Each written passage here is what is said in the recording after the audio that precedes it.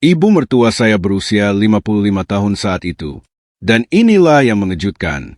Wanita seusianya seringkali meninggalkan jubah polkadot lama mereka, obat perangsang, dan keluhan terus-menerus tentang migrain dan tekanan darah. Tapi dia tidak, selalu bugar, anggun, dengan pedikur sempurna, mengenakan gaun pas badan atau setelan bergaya. Bahkan parfumnya pun elit, dengan aroma ringan dan memikat yang melekat di udara seperti kenangan. Seolah-olah tahun-tahun telah berlalu begitu saja, hanya menyisakan kecantikan yang matang. Dan saya bukan satu-satunya yang berpikir begitu. Tetangganya di Dacha, para pria yang lebih tua, terus meliriknya saat dia berjalan di sepanjang jalan setapak dengan keranjang buah beri atau sekadar duduk di bangku dengan buku. Tapi tentu saja, mereka tetap diam pada waktu dan tempat yang salah.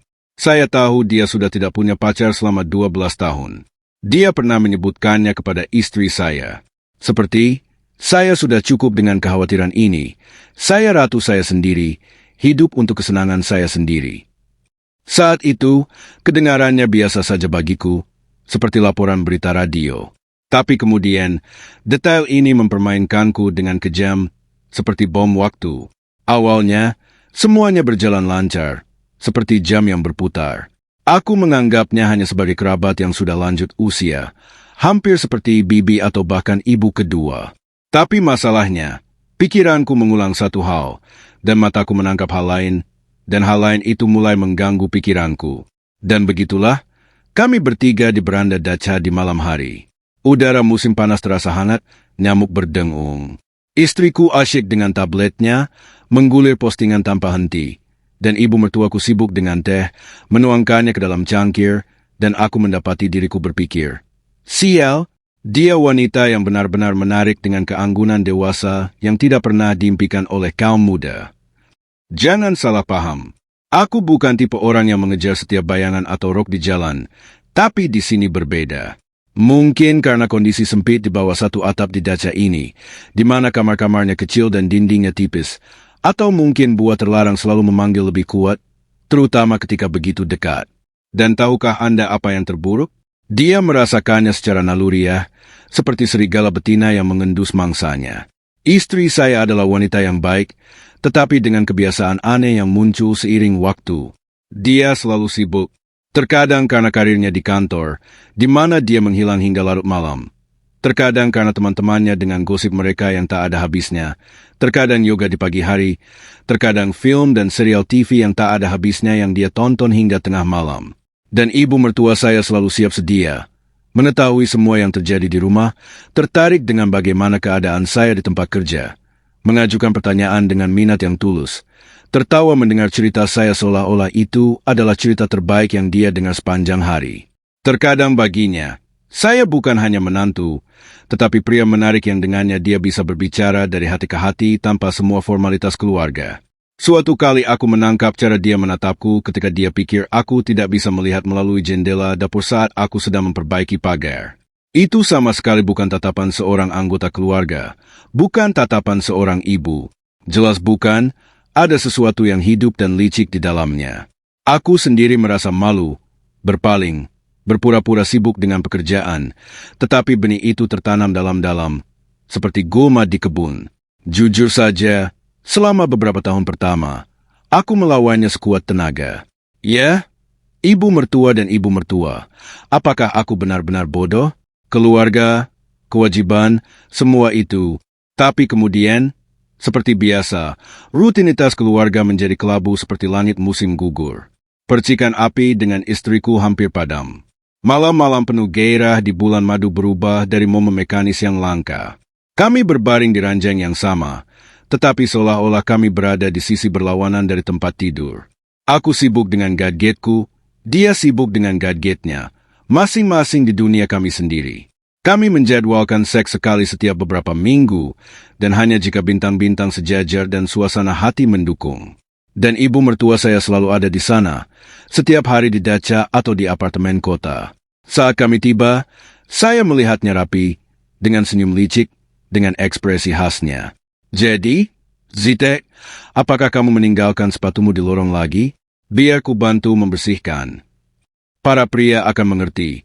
Ini seperti memiliki sebotol anggur langka yang sudah tua di gudang anggur. Anda tahu Anda tidak bisa menyentuhnya. Itu untuk acara khusus, mungkin untuk tamu atau liburan. Tetapi setiap kali Anda turun ke bawah untuk mengambil sesuatu, Anda melihatnya, label yang berdebu, dan tangan Anda terulur, jari-jari Anda gatal. Awalnya, saya menyalahkan keanehan dalam pikiran saya yang muncul karena kebosanan. Nah, bayangan seorang wanita melintas di penar pagi itu saat dia keluar dari kamar mandi, dan sejak itu, fantasi saya menjadi liar, tetapi kemudian hal-hal aneh mulai terjadi yang tidak dapat dikaitkan dengan imajinasi saya. Dia akan keluar dengan gaun musim panas tipis tanpa pakaian dalam, di tengah terik matahari, dan seolah tanpa menyadarinya, membungkuk untuk mengambil sendok yang terjatuh, dan aku akan melirik bolak-balik seperti remaja, jantungku berdebar kencang. Lalu dia akan duduk lebih dekat dari yang dibutuhkan di sofa saat kami bertiga menonton TV dan lututnya tanpa sengaja menyentuh lututku. Kemudian dia akan tertawa dengan cara yang sangat mengundang, pelan dan hangat. Kau tahu?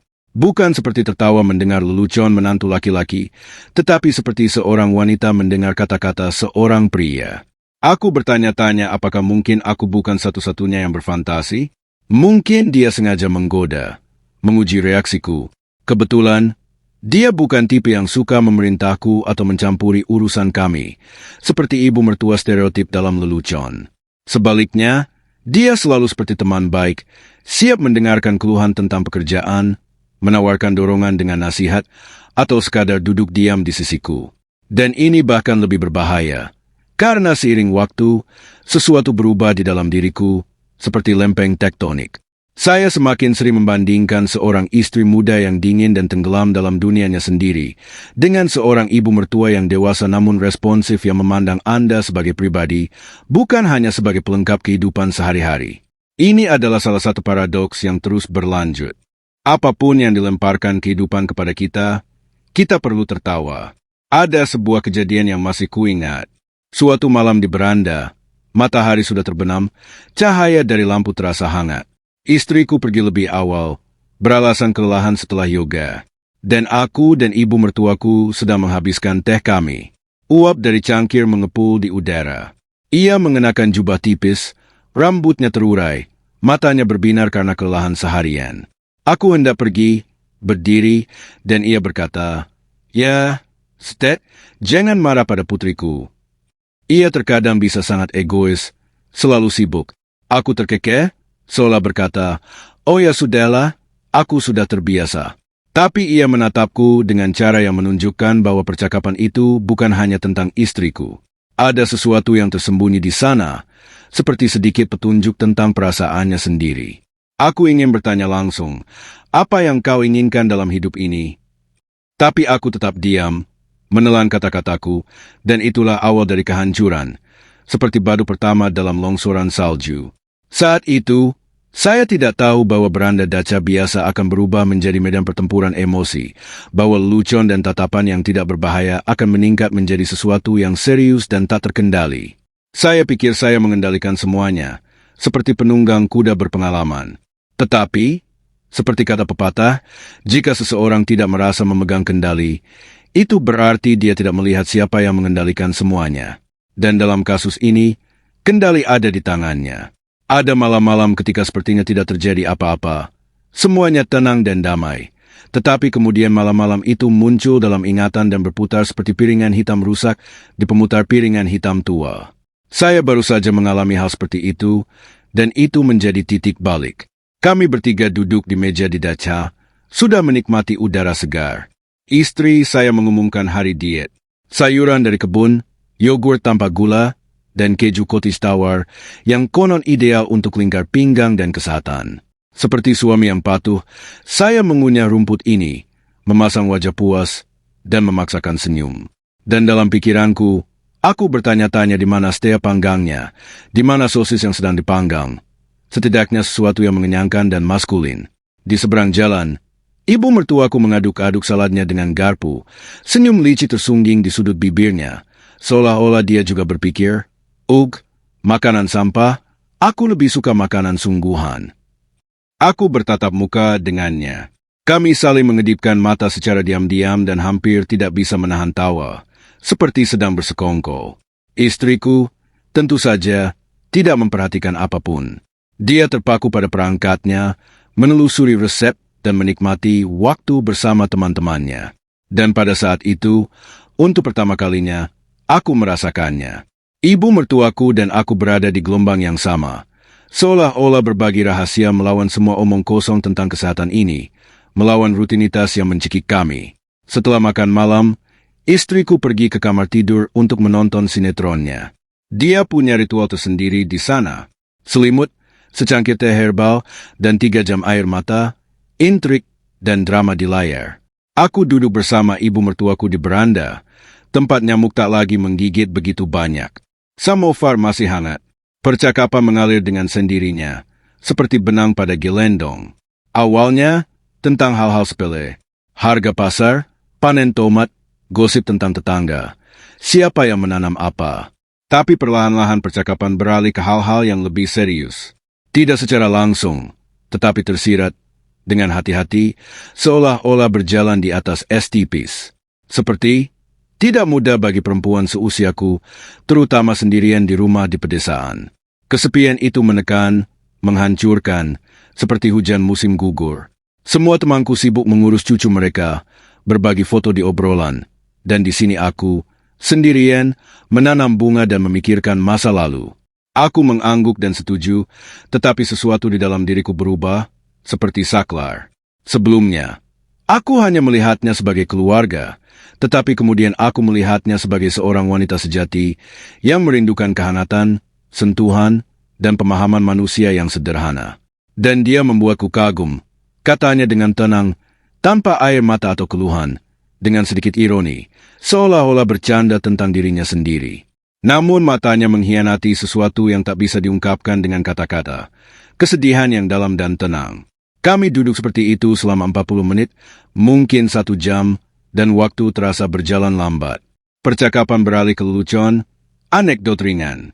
Dia tertawa mendengar cerita-ceritaku dari tempat kerja, sambil menengadahkan kepalanya, dan tawanya bergema di seluruh taman. Dan aku senang bisa menghiburnya, melihat kilauan di matanya. Aku sudah lama tidak mendengar keceriaan seperti itu dari istriku. Tawanya menjadi langka, seperti hujan di musim kemarau.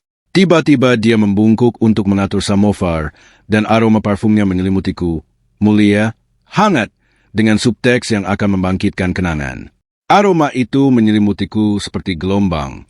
Aku menatap lekukan lehernya, rantai perak yang berkilauan di bawah cahaya lampu, dan berpikir, sial, mengapa aku melihat ini? Ini ibu mertuaku, bukan pertemuan kebetulan. Sepertinya tidak ada yang terjadi, tidak ada sentuhan, tidak ada kata-kata ambigu, tetapi ketegangan menggantung di udara, tebal seperti kabut di atas sungai. Aku mengusir pikiran-pikiran itu, tetapi pikiran-pikiran itu kembali sia-sia, seperti bumerang. Lalu dia berkata, kau tahu, Zitek, kau pria yang baik. Terkadang aku berpikir, bukan tanpa alasan putriku menikahimu, kau bisa diandalkan. Aku tersenyum, seolah ingin mengucapkan terima kasih. Tetapi di dalam hatiku, percikan api menyala, seolah-olah karena korsleting. Ini bukan sekadar pujian tentang pengakuan, sebuah isyarat tentang sesuatu yang pribadi. Dan aku menyadarinya, merasakannya sepenuhnya. Kemudian, di tempat tidur bersama istriku, aku gelisah dan bolak-balik, mendengarkan napasnya yang teratur. Kata-katanya, tawanya, tatapannya, aromanya berputar-putar di kepalaku. Dan aku bertanya pada diriku sendiri apa itu. Hanya mengobrol sambil minum teh atau ada sesuatu yang sedang diseduh? Begitulah permainan tebak-tebakan batin saya. Permainan teka-teki dengan diri sendiri dimulai. Istri saya mendengkur di sebelah saya, tertutup selimut, dan di antara kami ada jurang, tak terlihat, tetapi terasa nyata. Ibu mertua saya di kamar sebelah tampak lebih dekat dari sebelumnya, seolah kehadirannya menembus dinding. Dan anehnya, itu tidak membuat saya takut, tetapi malah membuat saya bersemangat, seperti adrenalin sebelum melompat. Sejak malam itu, ia mulai mengamati wanita itu lebih saksama, seperti seorang detektif yang sedang membidik. Ia menangkap pandangan sekilas di seberang meja, memperhatikan hal-hal kecil. Cara wanita itu merapikan selai rambutnya, tersenyum di sudut mulutnya, menatap lebih lama dari yang seharusnya menurut etiket. Dan semakin banyak yang ia perhatikan, semakin ia menyadari bahwa malam ini bukanlah malam biasa, bukan suatu kebetulan. Ini adalah celah pertama dalam penghalang antara keluarga dan seorang pria, antara kewajiban dan keinginan. Hidup suka memberikan trik-trik seperti itu sehingga Anda duduk dan bertanya-tanya, apakah itu kebetulan atau pertanda takdir? Atau mungkin hanya ujian kekuatan? Saya baru saja mengalami trik seperti itu. Dan, tentu saja, dengan ibu mertua saya, musim panas di Dacha, panasnya seperti oven. Istri saya pergi ke rumah temannya di kota untuk urusan bisnis selama beberapa hari, dan kami ditinggal sendirian. Saya, seperti pria manapun, memutuskan untuk menikmati hari bujangan. Pertandingan di TV di ruang tamu, bir dari lemari es, kacang dan keripik di atas meja. Aku baru saja membuka botol kedua ketika aku mendengar suara dari kamar mandi. Air mengalir. Zetio, apa kau di sana? Ibu mertuaku memanggil dari balik pintu. Di sini? Jawabku sambil mengunyah segenggam. Handukku sedang berputar di mesin cuci. Bisakah kau mengambilnya dari lemari? Tolong? Aku berdiri, mengambil handuk pertama yang kutemukan, dan tanpa berpikir, membuka pintu kamar mandi. Dan kemudian terjadilah pemandangan yang terpatri dalam ingatanku seperti sebuah foto. Dia hanya mengenakan gaun tidur dan pakaian dalam, rambutnya basah, tetesan air mengalir di bahu dan lehernya, dan aku berdiri di sana dengan handuk, membeku seperti orang bodoh. Mata kami bertemu, sedetik, 2, 3, hening, bahkan air di keran pun sepertinya berhenti mengalir. Terima kasih, katanya dengan tenang, mengambil handuk dari tanganku, dan semuanya seolah-olah tidak terjadi apa-apa. Aku membanting pintu dan kembali ke ruang tamu. Tapi di dalam hatiku ada badai, jantungku berdebar kencang, seperti setelah berlari. Aku duduk di sofa, tapi aku tidak menonton pertandingan, mataku hanya melihatnya. Aku bisa melihat rambut ikal basah, kulit telanjang, tatapan tenang namun tajam itu di benakku. Dan, yang terpenting, itu bukan jebakan, bukan disengaja. Dia benar-benar bertanya, dia hanya lupa. Tapi pikiran seorang pria memang seperti itu. Satu bingkai, satu momen, dan otak menciptakan sebuah film utuh dengan sequel dan akhir cerita. Aku mencoba menenangkan diri, tetapi aku melihat siapa yang tidak tinggal di rumah sempit. Dia ibu mertuaku, bukan wanita muda dari jalanan. Tapi pikiranku berputar-putar seperti ngengat di sekitar lampu, tidak memberiku kedamaian. Malam itu, senja kembali menyelimuti beranda. Dia mengenakan jubah, rambutnya kering, tersenyum seperti biasa, dengan tatapan aneh, seolah-olah dia mengerti segalanya. Melihat menembus diriku, tetapi dia tetap diam. Tidak sepatah kata pun tentang apa yang telah terjadi. Tidak ada lelucon untuk meredakan ketegangan. Hanya percakapan tentang cuaca, tentang rencana untuk besok. Dan keheningan ini terasa lebih menyakitkan daripada ucapan apapun, memaksa otakku bekerja maksimal.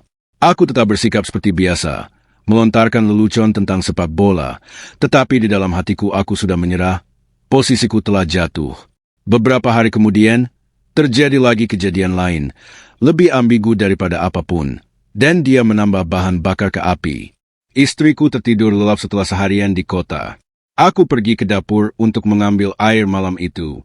Insomnia sedang menghantuiku. Aku melihat ibu mertuaku di sana juga, mengenakan gaun tidur tipis. Cahaya dari lemari es yang terbuka jatuh padanya, membentuk siluetnya. Dia menyesap perlahan dari cangkir, dan aku berdiri membeku di ambang pintu, seperti patung. Tidak bisa tidur? Tanyanya pelan, tanpa langsung berbalik. Agak panas, pengap, gumamku, mencoba terdengar normal. Dan lagi-lagi tatapan itu ketika dia berbalik. Tidak ada yang berlebihan, tetapi ada percikan di dalamnya. Tidak ada yang dikatakan, tetapi suasana berubah menjadi tegang. Setelah itu, aku mulai menghindari pertemuan tak terduga. Sengaja pergi ke taman atau jalan, tetapi pertemuan itu malah bertambah banyak seperti hukum Murphy. Seolah-olah Dacha itu telah berkonspirasi. Semakin aku mencoba tampak acuh tak acuh, semakin sering takdir melemparkanku pada hal-hal yang tak terduga. Kami akan bertemu di lorong atau dapur pada waktu yang bersamaan. Suatu hari, Aku berpikir, mungkin dia hanya berpura-pura. Dia sedang mengujiku, apakah aku seorang pria atau seorang pengecut yang hanya mampu berfantasi. Dan saat itulah kebenaran seorang pria terungkap. Kita bisa berpura-pura setia, jujur, dan bermoral. Tetapi jika ada wanita di dekat kita yang kita sukai dan memberi kita tanda-tanda, betapapun halusnya, otak kita beralih ke mode lain. Biologi, naluri, sebut saja apapun. Kita bisa bertahan, kita bisa menolak selama berminggu-minggu, tetapi di dalam, perang sudah berkecamuk, sunyi dan melelahkan. Aku mencoba, jujur saja, tetapi fantasi-fantasi itu berputar-putar di malam hari, seperti film di kepalaku. Aku mengingat kembali mandi, handuk, malam di dapur dan siluetnya dalam cahaya.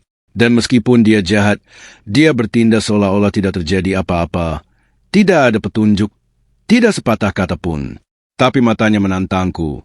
Nah, Zetyo, berapa lama lagi kau bisa berpura-pura tidak memperhatikan?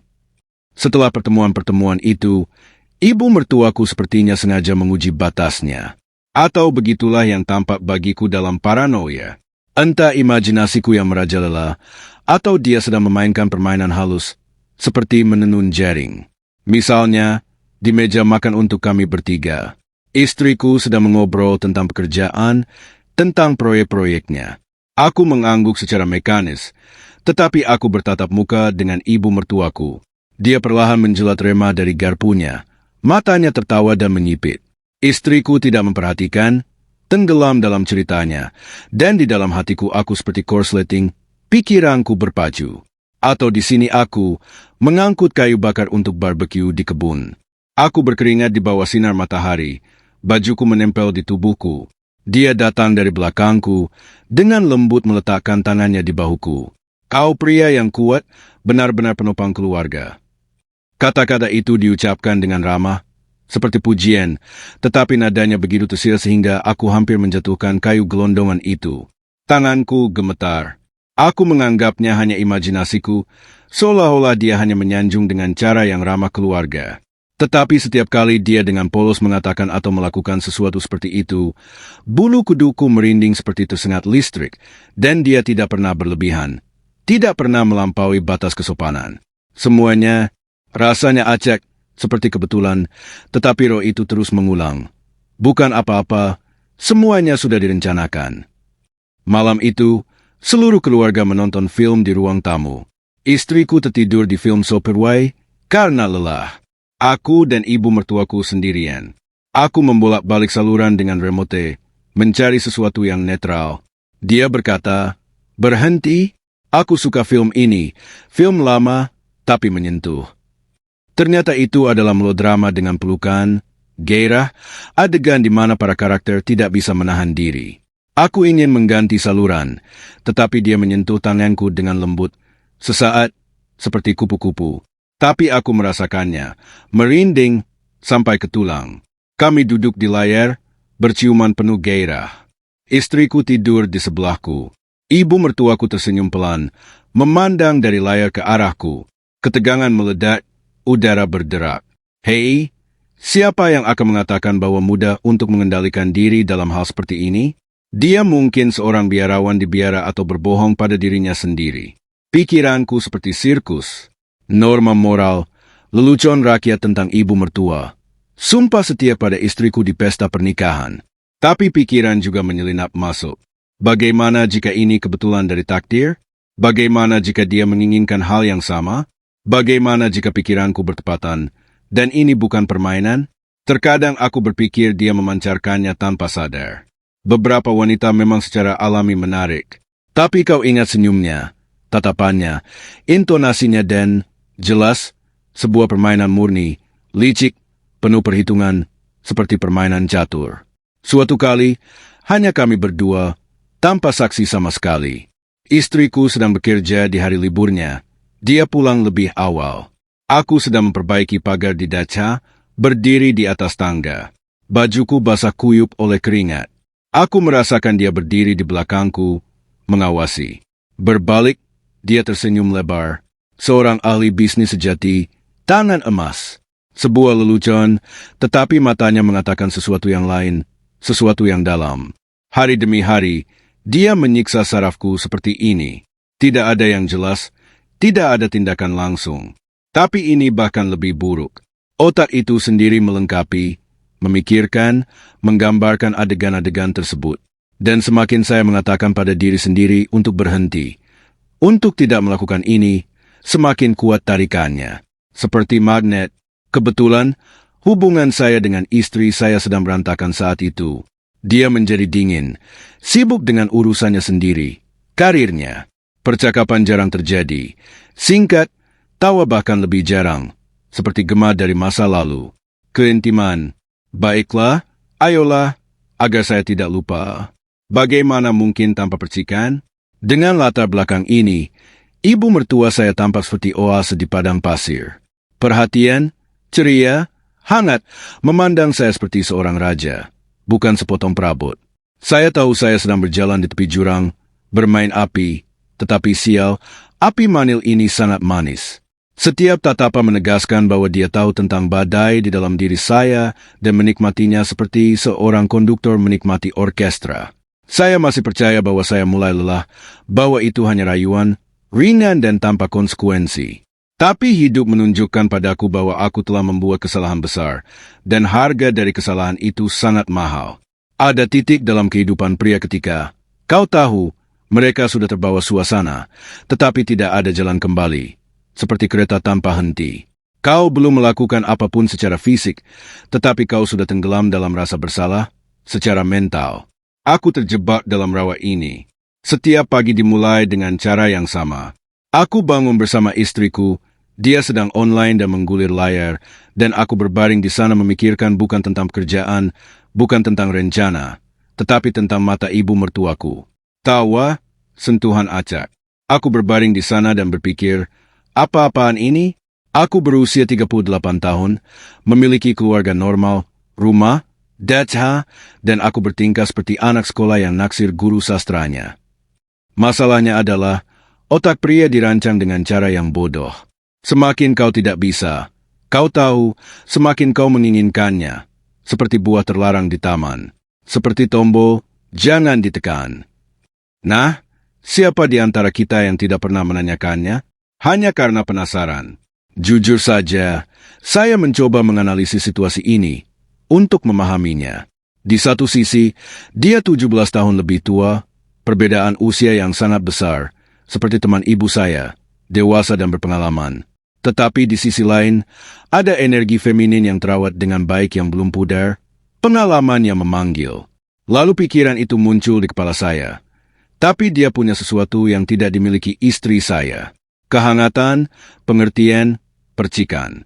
Misalnya, di malam hari, istri saya mungkin berkata, "Kamu main sepak bola lagi. Akan lebih baik kalau kamu menonton serial TV denganku." Dan ibu mertua saya kebalikannya. Benar, seorang pria butuh sepak bola untuk bersantai.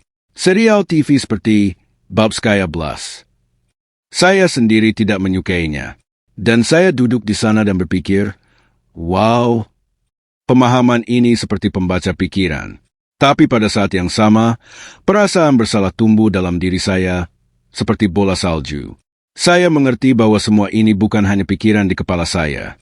Saya benar-benar mulai menantikan untuk bertemu dengannya, menangkap pandangannya di meja makan, mencari alasan untuk berpapasan di dapur atau di taman. Saya ingat berdiri di beranda dacha, merokok di malam hari, memandang bintang-bintang. Ungkapan itu berputar di kepala saya. Kamu bodoh. Apakah kamu siap menukar keluargamu sekarang demi sesaat kegembiraan, demi sekejap? Lalu terlintas pikiran kedua. Aku tidak akan menukar apapun, hanya sedikit adrenalin. Ini hanya permainan yang tidak berbahaya. Alasan khas laki-laki. Kita ahli dalam hal ini. Aku tidak selingkuh secara fisik, kataku pada diri sendiri. Aku hanya menonton, pikirku, menonton tidak dilarang. Lalu saya menambahkan, nah, jika dia yang memulainya sendiri, memberi sinyal yang jelas, maka itu bukan salah saya, melainkan takdir. Logikanya bengkok, kan? Terkadang saya bahkan mencoba membayangkan apa yang akan terjadi jika itu terjadi. Istri saya pergi, kami ditinggal sendirian, dan hal itu terjadi di antara kami. Percikan api tumbuh menjadi nyala api. Apa selanjutnya? Perceraian, skandal, atau rahasia selama bertahun-tahun? Dan kemudian saya tidak menemukan jawaban. Entah saya takut atau saya tidak ingin memikirkan konsekuensinya. Tetapi imajinasi saya bekerja dengan jelas, seperti bioskop di kepala saya. Dan saya memutar gambar-gambar ini lebih sering daripada berita di TV. Lucu, tetapi terkadang saya sengaja mencoba menemukan kekurangannya untuk menyadarkan diri saya seperti mandi air dingin. Jadi, dia sudah lebih dari 50 tahun, kata saya pada diri sendiri. Jadi, ini